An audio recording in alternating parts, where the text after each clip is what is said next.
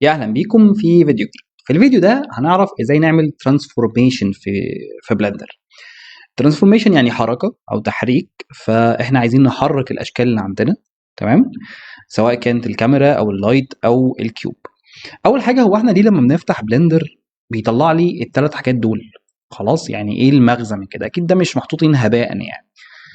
المغزى ان دول الثلاث حاجات الاساسيه اللي انت بتستخدمهم عشان تطلع السين بتاعك في النهايه. الكيوب بيرمز للموديل بتاعك او الموديلز اللي انت بتعملها كلها. اللايتنج بيرمز للاضاءه او الاضاءات اللي انت بتعملها كلها. والكاميرا للكاميرات اللي انت بتحطها في السين بتاعك، سواء كانت كاميرا واحده او كذا كاميرا. ودي اللي بتطلع السين بتاعك وتاخد الشوتس بتاعتك عشان تطلع الريندر النهائي وتطلع الفيديو بتاعك في النهايه او الصوره بتاعتك في النهايه. تمام، فدول الثلاث حاجات الاساسيه. عادة احنا لما بنفتح بروجكت جديد بنروح عاملين سelection كده ونمسحهم كلهم. خلاص، بس انا مش همسح حاجه دلوقتي، انا هشرح لكم عليهم دلوقتي.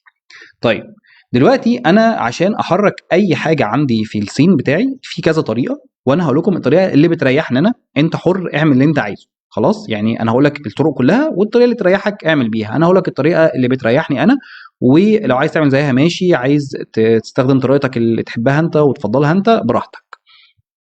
عشان احرك اي شكل عندي لازم اعمل سيلكشن، لازم اختاره الاول عشان احركه.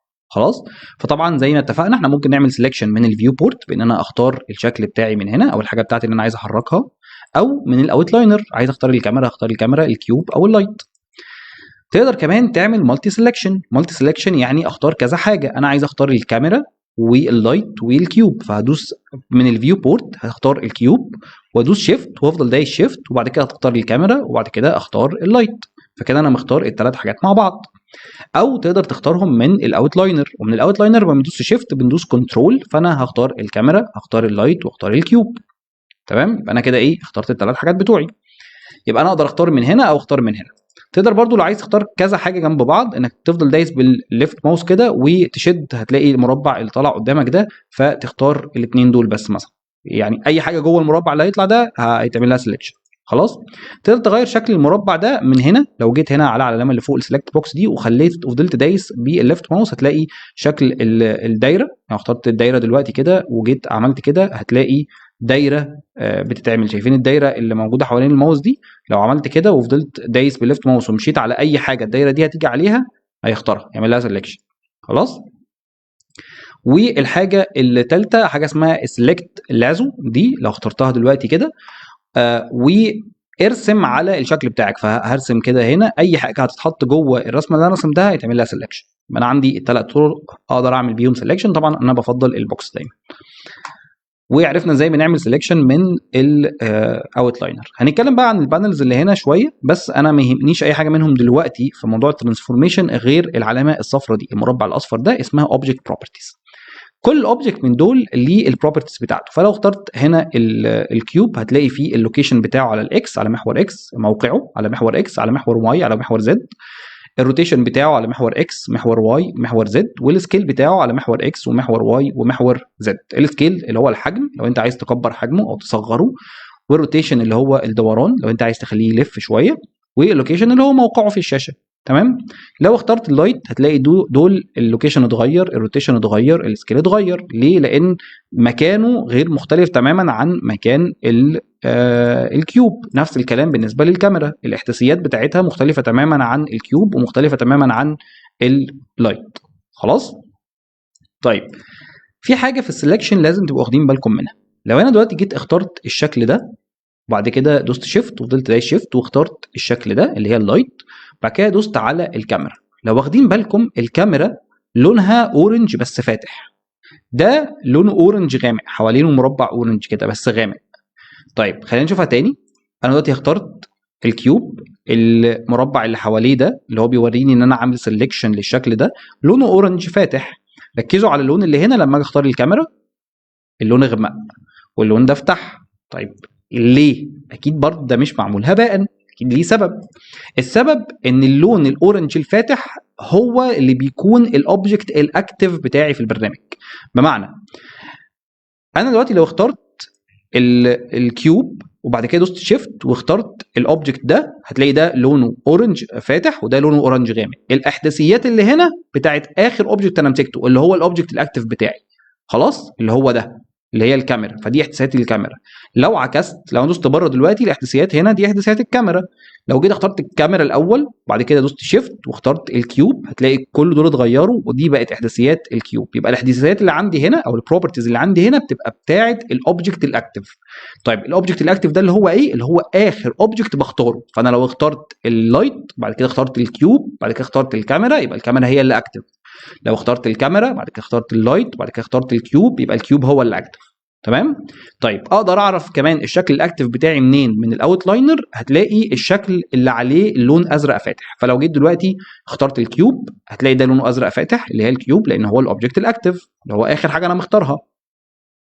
دوس شيفت واختار الكاميرا هتلاقي الكاميرا عليها ازرق فاتح والكيوب لونه ازرق غامق، وهتلاقي كلمه كاميرا الاورنج بتاعها فاتح وكلمه كيوب الاورنج بتاعها غامق. بس هو انا بعتبرها بالهايلايت، يعني الهايلايت الازرق الفاتح ده الاوبجكت الاكتف، الهايلايت بتاع الازرق الغامق هو الاوبجكت اللي مش اكتف اللي هو مش اخر اوبجكت انت مختاره. تمام كده؟ يعني لازم نفهم برضو النقطه دي.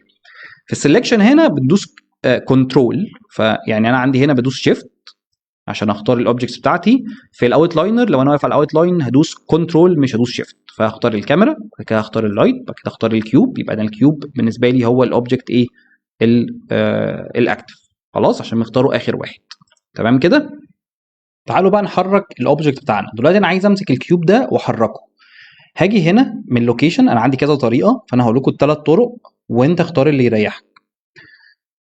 ادي اللوكيشن انا عايز احركه على محور اكس، فادي محور اكس اللي هو لونه احمر ده، فانا عايز اجي على محور اكس. لو دوست هنا كده وفضلت دايس بالماوس وحركت ناحيه اليمين هتلاقيه بيتحرك، ولو حركت ناحيه الشمال هتلاقيه بيتحرك الناحيه الثانيه. النيجاتيف يعني رايح على نيجاتيف اكس ان هو الناحيه الثانيه، وتقدر تعرف ان هو نيجاتيف اكس عشان ده نيجاتيف اكس اهو الاتجاه بتاعه، وده نيجاتيف ده موجب اكس اللي هو بوزيتيف اكس اللي هو الاتجاه ده. خلاص، فلما رقم هنا مكتوب بالنيجاتيف يبقى هو رايح في نيجاتيف اكس، لو مكتوب بالموجب يبقى هو رايح في موجب اكس.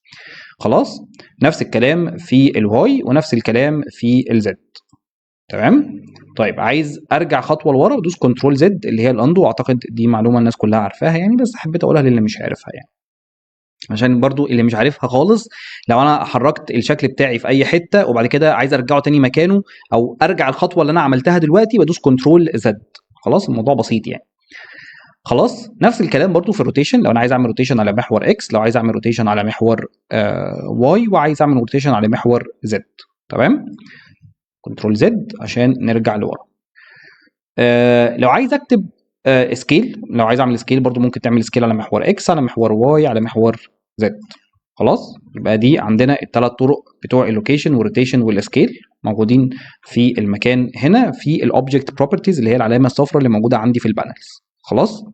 طيب هل الطريقه دي كويسه؟ كويسه لو انت عارف الارقام اللي انت عايز تمشيها. يعني مثلا انا عايز امشي اخلي الكيوب ده يمشي على موجب اكس الناحيه دي اللي هي الناحيه الثانيه دي، مقدار مثلا 5 متر، فهاجي على اللوكيشن على الواي واكتب 5 وهو يتحرك 5 متر بس. فلو انت عارف الارقام اللي انت عايز تحركها طبعا دي طريقه مثاليه مليون في الميه انك تعمل كده لو انت عارف الارقام، بس انت طبعا مش طول الوقت هتبقى عارف انت عايز تحركه قد ايه.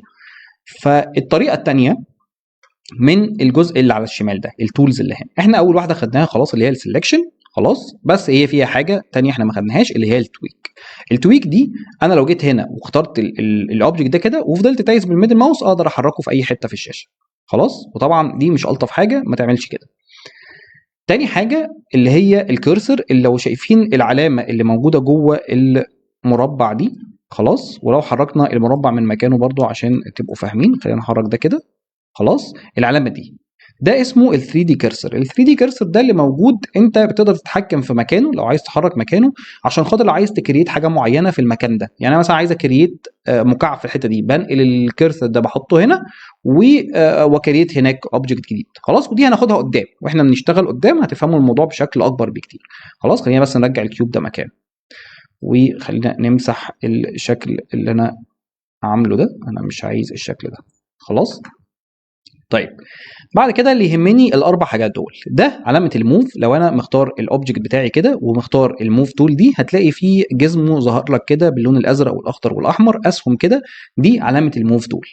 لو انا حركته مسكت السهم الازرق كده وحركته هيتحرك على محور زد، مسكت الاخضر هيتحرك على محور واي، ومسكت الاحمر سوري الاخضر على محور واي والاحمر على محور اكس. انا مش عارف انا قلت الاخضر ولا الاحمر هنا، فيعني ما علينا. خلاص تعالوا نرجعه تاني بس لمكانه كده. خلاص، فكل لون منهم بيدل على المحور بتاعه، الاحمر اكس، الاخضر واي، والازرق زد. تمام كده؟ طيب في 3 مربعات موجودين هنا، احمر واخضر وازرق. ايه بقى الثلاث مربعات دول؟ الثلاث مربعات دول ببساطه بيلغوا شغله اللون بتاعهم. يعني انا عايز الكيوب ده يتحرك على الاكس والواي بس، مش عايزه يتحرك على الزد خالص، بس عايز يتحرك مع بعض، يعني عايز اوديه هنا كده. خلاص، بس ما يطلعش لفوق ولا ينزل لتحت، ما يمشيش على المحور زد خالص. بمسك اللون الازرق واحركه، حتى هتلاقي اللون يعني هتلاقي محور اكس وواي كده اتعمل واحد جديد كده. ايه يعني؟ بص هنا هتلاقي محور اكس وواي اتعملوا. خلاص، بيقول لك ان انت تقدر تتحرك يعني. دلوقتي الكيوب ده ما بيتحركش لفوق وتحت خالص، يعني هو بيتحرك يمين وشمال بس، اللي هو على محور اكس ومحور واي، ما بيتحركش خالص على محور زد. نفس الكلام لو انا عايز الغي محور واي، همسك المربع الاخضر هيتحرك على اكس وزد. ولو عايز الغي محور اكس، بمسك اللون الاحمر. تمام. طيب انا عايز ارجع بالرقم ده للزيرو تاني، اللي هو الزيرو ده اللي هو نقطه تلاقي الانترسكشن بتاع محور اكس وواي وزد مع بعض، اللي هي النقطه اللي في النص دي. خلاص، بس احنا اتحركنا كتير، لو دوست كنترول زد هفضل ارجع كتير قوي. فبعمل ايه؟ باجي هنا في اللوكيشن، بدوس على اول واحده وافضل دايس، وبعد كده انزل لتحت عشان يعمل سيلكشن لكله، واسيب الماوس. هقدر اكتب زيرو هيتكتب في الثلاثه مره واحده، انتر هيتنقل للمكان اللي في النص تاني. تمام كده؟ عشان برضه دي يبقى معلومه عارفينها. نفس الكلام تقدر تعمله هنا يعني. خلاص براحتك يعني. تمام. بعد كده عندنا الروتيشن، نفس الكلام، الجزم هيتغير بس هيبقى شكل الروتيشن محور اكس، محور واي، محور زد. خلاص، فانا عندي الثلاثه. طيب انا لو عايز الف الاوبجكت ده او الكيوب ده على محور زد 45 درجه، هعمل ايه؟ هاجي هنا، خلينا نكتب هنا زيرو، هاجي على محور زد وادوس 45 واكتب 45 هنا، فيعمل لي 45 درجه على محور زد. خلاص.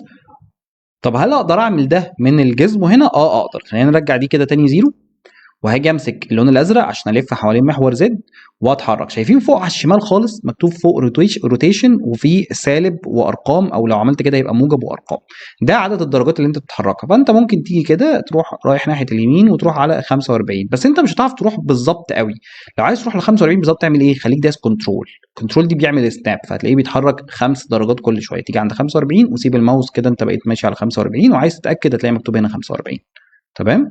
دي برضو حاجه لازم تبقوا عارفينها. انا بديك كل المعلومات يعني. انت طبعا مش مطالب منك تحفظ كل ده، بس انت مع التجربه ولما ايدك تشتغل هتلاقي نفسك بتعرف تعمل الكلام ده كله. خلاص، انا اكيد ما حفظتش الكلام ده كله من الاول يعني.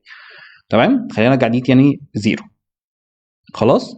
طيب لو انا عايز اتحرك بالراحه في الحاجات دي، يعني انا جيت مثلا عايز اتحرك على محور زد هنا وفضلت دايس كده وبلف، هتلاقيه بيلف بسرعه قوي. خلاص، يعني انا عايز اوصل لرقم مثلا 90، بس يعني مش عارف اوصل له بالظبط، فهعمل ايه؟ خليك دايس شيفت، هتلاقيه بيتحرك بالراحه قوي. بص بيعد لك حتى ارقام عشريه، يعني انا عايزه يتحرك بالراحه. نفس الكلام هنا في اللوكيشن، خليك دايس شيفت هتلاقيه بيتحرك بالراحه قوي. خلاص، بيعد لك المليمتر بيعده لك، لكن لو شلت داين على الشيفت هتلاقيه بيطير. خلاص، رجعهم مكانهم بقى زي ما كانوا. يبقى كده عرفنا الموف وعرفنا الروتيشن. تالت واحده السكيل. لو مسكت اللون الازرق ده هيعمل سكيل على محور زد، مسكت الاخضر هيعمل سكيل على محور واي، والاحمر بيعمل على محور اكس. ونفس الكلام المربعات الحمراء زي ما قلت لكم بتلغي الحاجه الثانيه. يعني لو مسكت الازرق هيلغي السكيل على محور زد، هيعمل على محور واي ومحور اكس بس. خلاص، الشكل كده تلاقيه ايه؟ بيعمل على الاتجاهين دول بس. خلاص، يبقى كده احنا عرفنا الموف، الروتيت، السكيل. رابع واحده اول ان وان، كله مره واحده. تلاقي الجسم فيه كل حاجه، اسهم ادي السهم عايز احركه، عايز اعمل له سكيل ادي السكيل، عايز اعمل له روتيشن ادي روتيشن، مره واحده. خلاص، يبقى فيه 3 حاجات مره واحده. بعد كده القلم ده لو انت عايز ترسم حاجه او تشرح لحد حاجه فبترسم بيه يعني، بس ملوش لازمه قوي غير في الشرح لو انت بتشرح حد حاجه. فدوس كنترول عشان امسح الكلام اللي انا عملته ده كله. خلاص، معلش انا اسف بقى يعني اعذروني على الشخبطه دي. تمام كده. خلاص، بعد كده الجزء ده ميجرمنت. لو انا اخترتها كده وفضلت وبعد كده جيت بالماوس هنا حركت من هنا لهنا، بيقول لي دي كام متر، فبيطلع لي 2 متر فاصلة 06 كده لو انت عايز تعمل ميجرمنت يعني، لكن انا مش بستخدمها كتير يعني. خلاص، فاحنا كده عرفنا كل حاجه. هل دي الطريقه المثاليه ان احنا نعمل موف وسكيل وروتيت سواء من هنا او من هنا. انا قلت لك طريقتين دلوقتي. بالنسبه لي انا لا، بس اللي يريحك اعمله. انا بالنسبه لي الموضوع بيبقى اسهل لما ببقى عارف الشورت كاتس. خلاص، بدل ما كل شويه عايز اعمل موف هروح رايح هنا واختار الاسهم، وبعد كده عايز اعمل سكيل اروح رايح هنا واعمل سكيل. ده يعني بالنسبه لي موضوع مرهق شويه وتضييع وقت. فانا حافظ الشورت كاتس. عايز اعمل موف بدوس جي على الكيبورد، ده اللي هي اختصار كلمه جراب. خلاص، جراب اللي هي اولها حرف الجي. فانا بعمل جراب واحرك الاوبجكت بتاعي بالماوس، بحطه في دوس حرف الجي واحرك الماوس تلاقيه بيتحرك معاك كده في اي حته. خلاص. طيب ده لو انا حاطط الماوس عليه. لو انا حاطط الماوس فوق على اليمين كده دوست جي هيعمل برده جراب، بس الماوس شوف الماوس فين فهتلاقي ايه بيلف معاك بقى كده وبيتحرك يعني. خلاص، دي طريقه. طب انا عايز اخليه يتحرك على محور واي بس، هدوس جي يبقى انا كده بعمل جراب، بعد كده ادوس واي فيعمل على محور واي. طب عايزه يعمل على اكس هدوس اكس، عايزه يعمل على زد هدوس زد. خلاص، فكده وبعد كده ادوس بالليفت ماوس عادي هتلاقيه بتحط لك في المكان اللي انت عايزه. طيب الروتيت اولها حرف الار، يبقى احنا بنعمل روتيت. ادي الروتيشن بيعمل روتيشن على كل حاجه اهو. خلاص، تلاقي كل الارقام اللي على اليمين هنا في الروتيشن في الاوبجكت بروبرتيز هنا هتلاقيه كلها بتتغير اهي. خلاص. طب انا عايز اخليه يعمل على محور زد بس هدوس زد، عايزه يعمل على واي هدوس واي، عايزه يعمل على اكس هدوس اكس. خلاص. نفس الكلام في السكيل بحرف الاس، فهي دي الاس هيعمل كده، هيعمل سكيل على كله. طيب انا عايز يعمل على واي بس هدوس واي، عايز على اكس هدوس اكس، عايز على زد هدوس زد. خلاص. طيب مش عايز اعمل حاجه منهم يعني روتيت كده وبعد كده زد وحسيت ان هو غلط دوس اسكيب هيرجعه تاني زي ما كان. خلاص. نفس الكلام في السكيل دي عملنا سكيل، ما تدوس بالماوس دوس اسكيب على الكيبورد هيرجعه لك تاني زي ما كان، هيلغي لك العمليه اللي انت عملتها دي. تمام كده.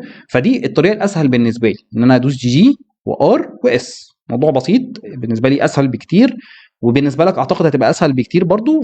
لكن الموضوع اللي يريحك، عايز تستخدم الاوبجكت داتا بروبرتيز من هنا ماشي، عايز تستخدم الشورت كاتس ماشي، عايز تستخدم التولز اللي هنا برضو ماشي، كله ماشي. تمام.